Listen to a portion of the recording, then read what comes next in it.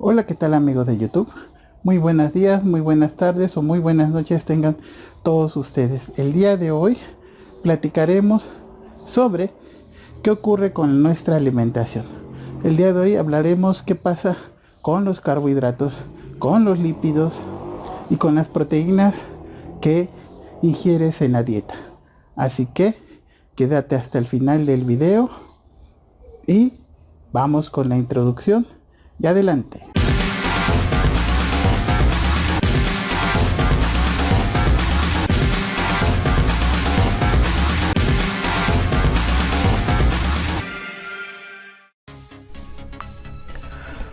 Hola, ¿qué tal? El día de hoy vamos a hablar sobre el metabolismo. Vamos a dar una pequeña introducción a lo que es el metabolismo. Para empezar, vamos a recordar cómo obtienen energía los organismos vivos.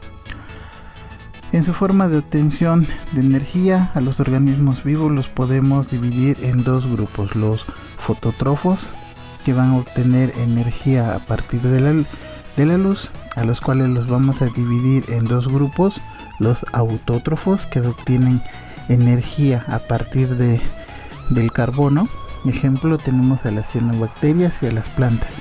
Vamos a tener también otro grupo que se va a llamar como heterótrofos, que obtienen energía a partir de enlaces de carbono. Ejemplo, las bacterias verdes y púrpuras. Por otro lado, tenemos los organismos que no utilizan la energía solar, que son los quimiótrofos. Ellos obtienen su energía a partir de los componentes químicos.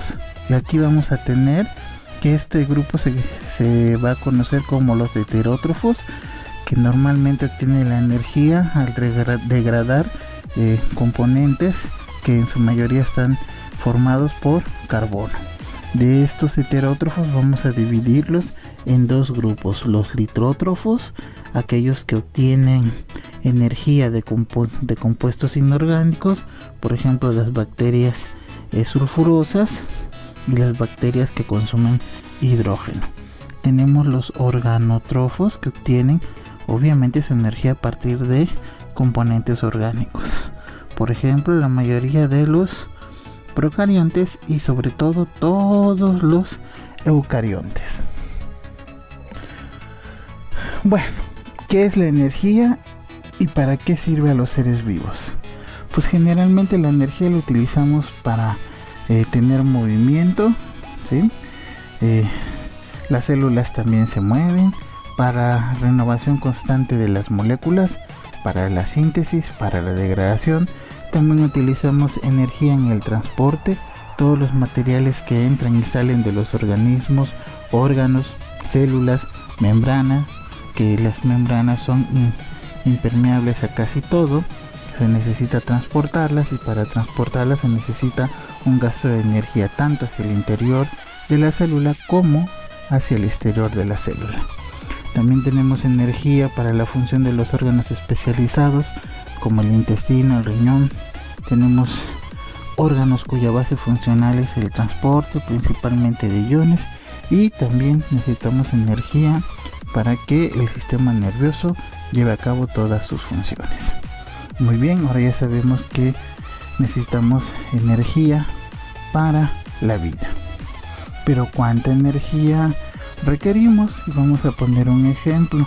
Aquí tenemos a nuestro amigo Antón, que vive en Alemania, que tiene un radiodespertador, que normalmente tiene un baño de agua caliente, desayuna huevos fritos con tocino, café, tiene una estufa eléctrica, viaja al trabajo en coche, normalmente son 48 kilómetros, y normalmente en todo esto se necesita 53.900 calorías antes de llegar a su trabajo.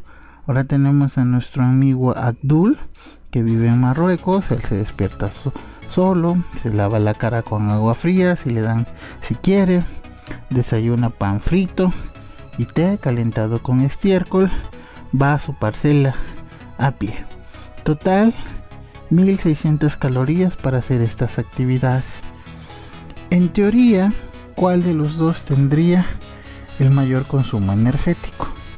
pues fácilmente ustedes podrían decir que Antón, y que por lo tanto Antón debería consumir más alimentos para llegar a este total de calorías para poder llevar a cabo todas sus funciones. ¿Ok? Sin embargo, también tenemos otras características, como es la construcción y mantenimiento de una casa, que obviamente nos consumimos energía, la operación de los sistemas de comunicación, radio, teléfono, todo eso causa uso de energía. Por ejemplo, el usar otros servicios públicos, el alumbrado, el transporte, etc. El vestido y el mobiliario. Sin embargo, la cantidad de energía que requerimos para hacer todas estas actividades es casi nada, ¿sí? En resumen, necesitaríamos aproximadamente 700 kilocalorías para poder llevar a cabo todas estas funciones, y aún así, aunque la cantidad de energía que necesitamos para mantener la vida es casi nada, hay países y sobre todo grandes regiones en nuestro país en que ni esto se tiene. Muy bien, ahora ya sabemos que para mantener nuestros órganos en funcionamiento, para llevar a cabo todas nuestras actividades, no necesitamos una gran cantidad de energía que se obtiene de la transformación de los alimentos que ingerimos en nuestra dieta. Y entonces, para poder obtener esa energía para llevar a cabo todas estas funciones que acabamos de ver, pues existe el metabolismo. Y aquí tenemos una definición de Stephen Hawking.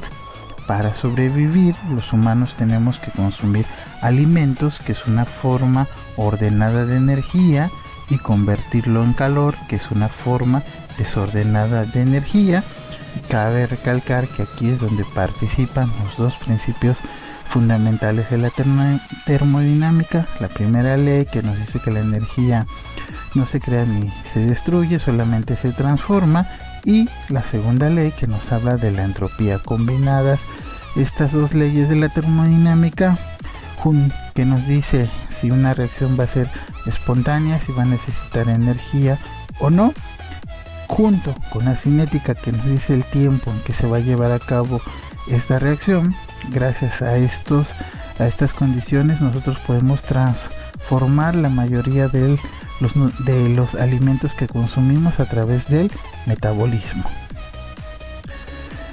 Y vamos a definir el metabolismo como un conjunto de reacciones bioquímicas que ocurren en un organismo, incluyendo su coordinación, su regulación y sus necesidades energéticas. Por lo tanto, el metabolismo es un proceso de transformación de energía, donde el catabolismo proporciona la energía requerida para el anabolismo. Entonces, el metabolismo lo vamos a dividir en dos grandes grupos: el anabolismo y el catabolismo.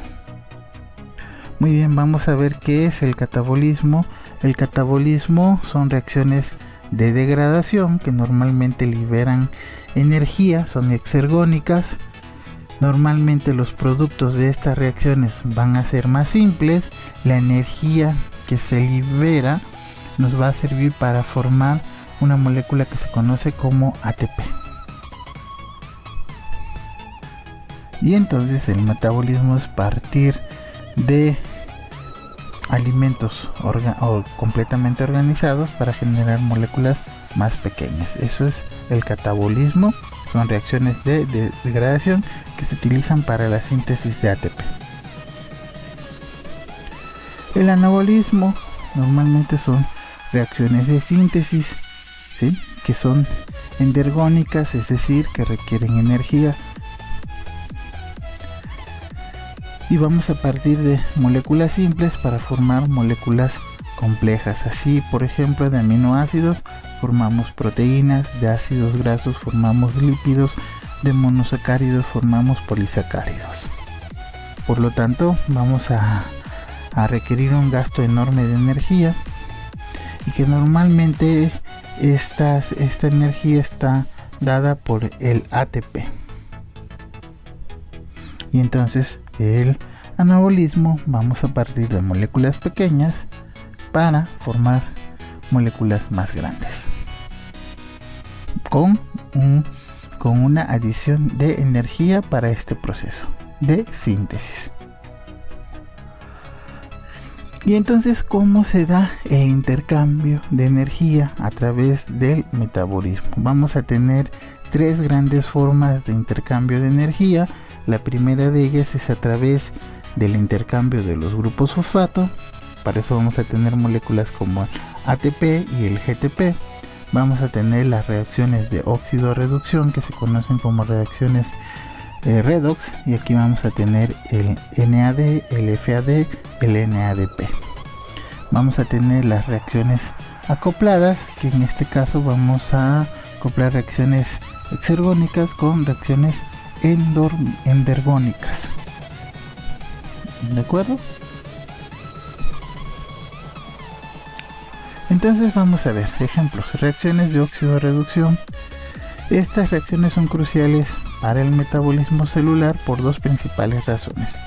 1. Los seres vivos obtienen la mayoría de su energía libre a partir de la oxidación de ciertos compuestos, como los carbohidratos, los lípidos y los aminoácidos.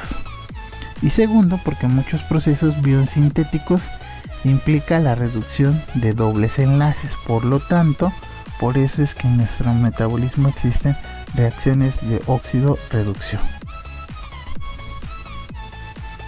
Intercambio de electrones, que es lo mismo que reacciones de óxido-reducción. En este caso, la transferencia de energía se puede dar por reacciones que involucran la ganancia o pérdida de electrones. En ambos casos, los electrones y protones deben poseer una considerable energía libre, y esto normalmente va a ocurrir en los nucleótidos. Esto, como ya habíamos visto, se conoce como reacciones de óxido de reducción o reacciones redox. Los transportadores principales que tenemos en nuestro metabolismo que aceptan hidrógeno es el par NAD, NADH, el par NADP, NADPH y el par FAD, FADH. Y aquí tenemos el NAD, ¿sí? El nicotindiamidinocleótido, el NADP, el nicotindiamidinocleótido fosfato, y el FADH, el flavindinonucleótido, son los transportadores principales de electrones. Aceptan al hidrógeno dando la forma reducida. Y aquí tenemos un ejemplo de cómo se acoplan estos transportadores al metabolismo. Tenemos una reacción que libera calor, ¿sí? Nos va a liberar electrones. Estos se va a unir al NAD, que va a estar en este caso oxidado. Se une este electrón y nos va a dar el NADH. Este NADH puede donar la energía que recibió a través de este electrón a una reacción que lo requiera. Entonces, por lo tanto, hay una pérdida de energía. Y acá tenemos un ejemplo de el NADP, ¿sí? En el catabolismo nos va a dar NADPH, y en las reacciones sintéticas, que es el anabolismo, este NADPH lo vamos a utilizar para generar nuevas moléculas. Es así como se acoplan el catabolismo y el anabolismo. El catabolismo nos da la energía que requiere el anabolismo para la síntesis de nuevas moléculas. Entonces, los tres principales portadores de electrones y protones es el NADH, el NADP y el FADH. Los dinucleótidos de adenina flavina con fosfato y el dinucleótido de flavina. Pero también habíamos visto que existe la transferencia del grupo fosfato o grupo fosforilo, y aquí vamos a tener que son muy diversas las moléculas que contienen energía almacenada en sus enlaces, el principal donador de energía dentro del metabolismo es el ATP, el adenosín trifosfato. Por eso se conoce como la moneda universal de energía. Lo vamos a tener en casi todas las reacciones que requieran energía. Acá tenemos cómo está constituido el adenosín trifosfato. Obviamente tiene 3 grupos fosfato, tiene un azúcar de 5 átomos de carbono, que la ribosa, y tiene el nucleótido de adesina. Son estos enlaces de fosfato que al hidrolizarse libera la energía necesaria para impulsar reacciones anabólicas. Y aquí tenemos el ATP. Tenemos, normalmente se hidroliza, ¿sí? Y nos va a liberar un grupo fosfato, ¿sí? Y en este caso nos libera el ADP, tiene 2 fosfatos. Se puede volver a hidrolizar y nos va a dar el AMP, ¿de acuerdo? Y entonces cada hidrólisis de un grupo fosfato nos va a liberar menos 30.5 kilojoules por mol. Esa es la energía que se libera por cada hidrólisis de un grupo fosfato.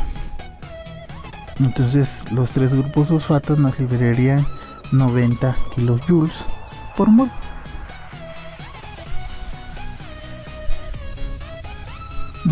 Acá tenemos el fosfonolpiruvato, que también es un compuesto que tiene un grupo fosfato. Cuando se hidroliza nos va a dar una gran cantidad de energía libre, ¿de acuerdo? Menos 61 kilojoules por mol. Entonces, la conversión del fosfonolpiruvato al piruvato libera energía. Aquí pasa por un fenómeno de recambio de las cargas, ¿no? Aquí tenemos compuestos fosforilados que contienen una gran cantidad de energía. El fosfonolpiruvato tiene menos 14.8, aquí son kilocalorías. Aquí es el carbamil fosfato, contiene menos 12.3 calorías. La fosfocreatina tiene menos 10.3. El ATP 7.3. ¿sí? Las formas diversas del ATP, del ATP al ADP, del ADP al MP, de la AMP a la adenosina más fosfato. Aquí tenemos 3.4 kilocalorías. La glucosa 6 fosfato tiene menos 3.3 kilocalorías. El glicerol 1 fosfato tiene menos 2.2 kilocalorías. Entonces el compuesto que más energía tiene es el fosfonolpiruvato. De ahí le sigue el carbamil fosfato, la fosfocreatina, ¿sí? y las diversas formas de ATP. ¿Qué son las reacciones acopladas? Se llaman así cuando una reacción exergónica ocurre al mismo tiempo que una reacción endergónica. Son catalizadas por la misma enzima, la mayoría de ellas. La energía libre que se libera en una reacción se aprovecha para realizar la otra. Y aquí tenemos un ejemplo. Glucosa más fósforo nos debe de dar glucosa 6 fosfato más agua. En este caso, esta reacción tiene un delta G de 13.8 kilojoules por mol. Tenemos la hidrólisis de ATP más agua, nos da ADP más fosfato, que nos libera menos 30.5 kilojoules por mol. Entonces tenemos una reacción positiva que requiere energía, tenemos una reacción negativa que libera energía. Vamos a acoplar la energía negativa de la hidrólisis del ATP para poder llevar a cabo esta reacción que requiere energía. Por lo tanto, vamos a combinar las dos reacciones. Por lo tanto, vamos a ver el resultado del delta G. Entonces nosotros tenemos el delta G, que es 13.8 kilojoules de la primera reacción de la glucosa 6 fosfato más esto vamos a sumar menos 30.5 kilojoules, que corresponde a la energía libre de la hidrólisis del ATP, y en total nos da menos 16.7 kilojoules por mol. Quiere decir que incluso nos sobra energía para llevar a cabo 2 veces la fosforilación de la glucosa. Entonces, una sola hidrólisis de el ATP, una sola liberación del grupo fosfato, nos pudiera permitir fosforilar 2 moléculas de glucosa, y eso es una reacción acoplada.